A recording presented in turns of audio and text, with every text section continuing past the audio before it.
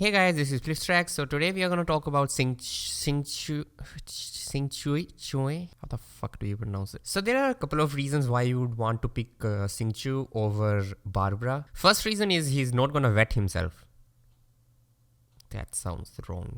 First reason is he's not gonna proc vet status on himself. That's very important if you're fighting a frost base enemy or you're doing a spiral base floor with a lot of frost enemies. So the thing with Barbara is if you're healing yourself with Barbara, you're most likely gonna stay in a frozen state pretty much 90% of the time if you are fighting against frost enemies, and that's not the case with Xingqiu. The thing is you are gonna proc vet on yourself, but it's only gonna be when you do the animation of that, your E ability, which is your rain screen. So make sure that you stay away from the attack range of those enemies just to be safe, because in higher level floors you are gonna get one or two shotted if you're not being careful, or if you're under level, that is. Now moving on to the second reason, that's gonna be the damage reduction that is being provided by him. So we already know that he provides less healing than Barbara when talking about numbers. But the thing is, he's also giving you damage reduction in advance. So you can pretty much,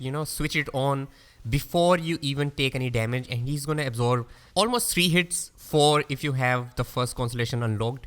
And that's not the case with Barbara. You always have to activate her healing ability after you take a certain amount of damage to heal that up. And that's not the problem for Barbara, but the thing is I wanted to state it because if you're comparing Barbara with Xingqiu, you should also take all of these things into consideration and not just the healing numbers that are being, provided by Barbara, which are obviously very high.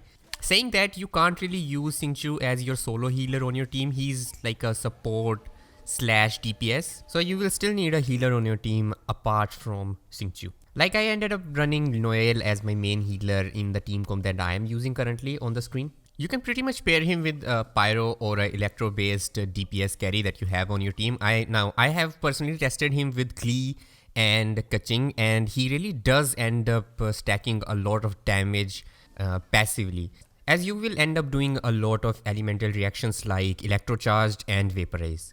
Now I know that Electrocharged is bugged currently and they are going to patch it up in update 1.1. So we are going to have to see how it's going to change the numbers for that element reaction, but I think it's still going to be good, so yeah. So that is the third reason why I picked him as my Hydro support unit. Now I know that Mona is much better, but I don't have her, so yeah.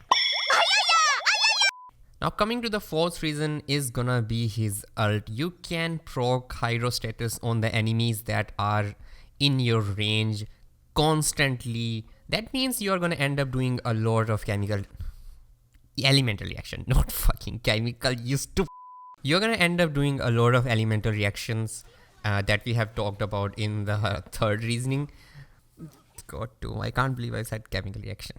So yeah, but do note that you are not gonna get the healings that you get from the rain screen, that is your ability, when you are in his ultimate. But you're still gonna have a lot of damage reduction, so be careful that you're not gonna get healed just like you do with your E ability when your ultimate ends. Also, you do have resistance to interruption, so the enemies can't really throw you around much. You're still gonna get thrown around by bigger enemies that are gonna, have much more damage. So you might wanna get out of the way when they try to jump on you. Now let's talk about the reasons why people mostly stay away from him is because of the investment that he's gonna end up needing for him to be, unlock his full potential per se.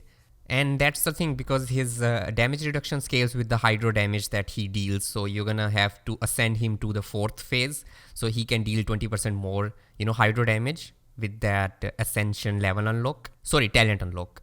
And his healing scales with the amount of, health you have on him as a character.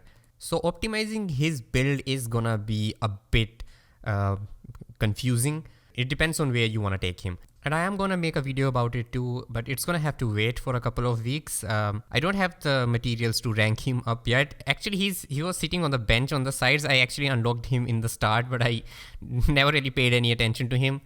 So yeah, that was kind of my bad. I should have tested him before, putting him aside. But yeah, I read a post on Reddit that his interaction with Kitching and Klee was really good.